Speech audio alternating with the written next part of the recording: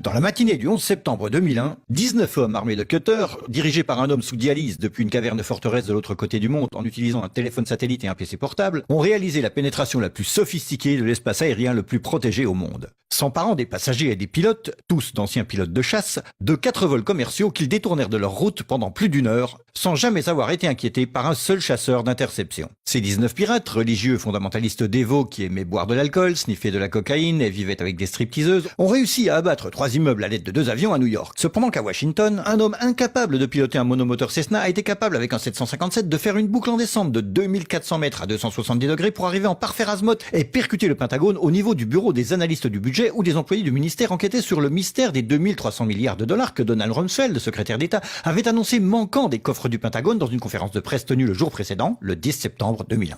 Par chance, les médias ont su qu'il avait fait en quelques minutes. Osama bin Laden. Et les grands pontes en quelques heures. Osama bin Laden. Les officiels dans la journée. Terrorists who committed these acts and those who harbor them.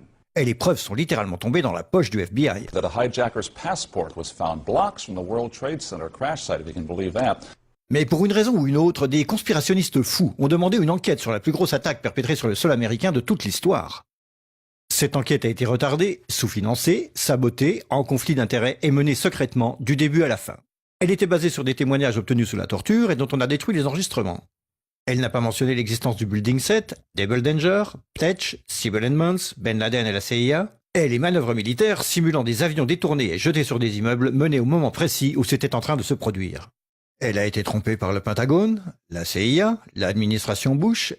Et à propos de Bush et Cheney, eh bien, personne ne sait ce qu'ils ont dit car leur témoignage était secret, pas enregistré, pas sous serment et à huis clos.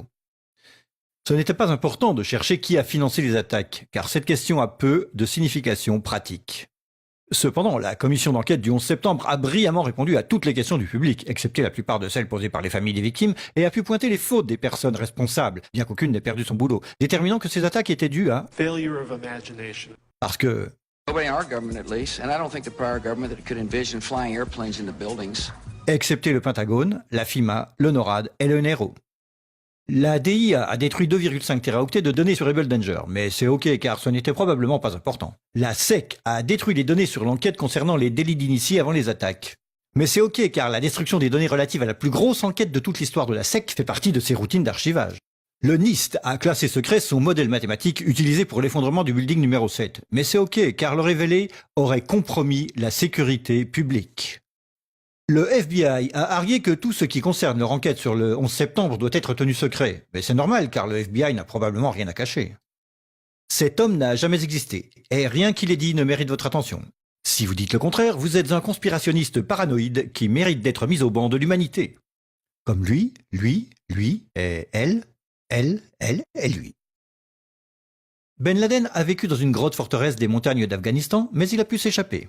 Puis il s'est caché à Tora Bora, mais il a pu s'échapper. Puis il a vécu 10 années à Abbottabad, mettant en échec le réseau d'espionnage le plus efficace et le plus sophistiqué du monde et de l'histoire, tout en publiant vidéo sur vidéo en totale impunité, rajeunissant au gré des vidéos réalisées, avant d'être capturé par un vaillant commando de Navy SEAL dans une opération non filmée, durant laquelle il n'a pas résisté ou peut-être utilisé sa femme comme bouclier humain, et pendant laquelle ces as des forces spéciales ont paniqué et tué cet homme désarmé, censé être la meilleure source d'information de la planète concernant le terrorisme. Puis ils l'ont jeté dans l'océan avant d'en parler à quiconque. Puis 2 douzaines de membres de ce commando ont péri dans un crash d'hélicoptère en Afghanistan. Ceci est l'histoire du 11 septembre, comme elle vous est rapportée par les médias qui vous ont dit la pure vérité sur... Et... They took the babies out of the incubators. Et... Mobile production facilities. Et... The rescue of Jessica Lynch.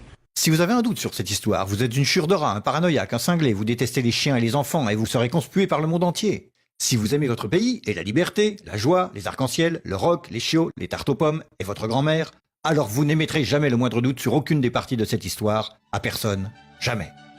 C'était une annonce publique sponsorisée par les amis du FBI, de la CIA, NSA, DIA, SEC, MSM, Maison-Blanche, NIST et de la Commission sur le 11 septembre. Parce que l'ignorance, c'est la force.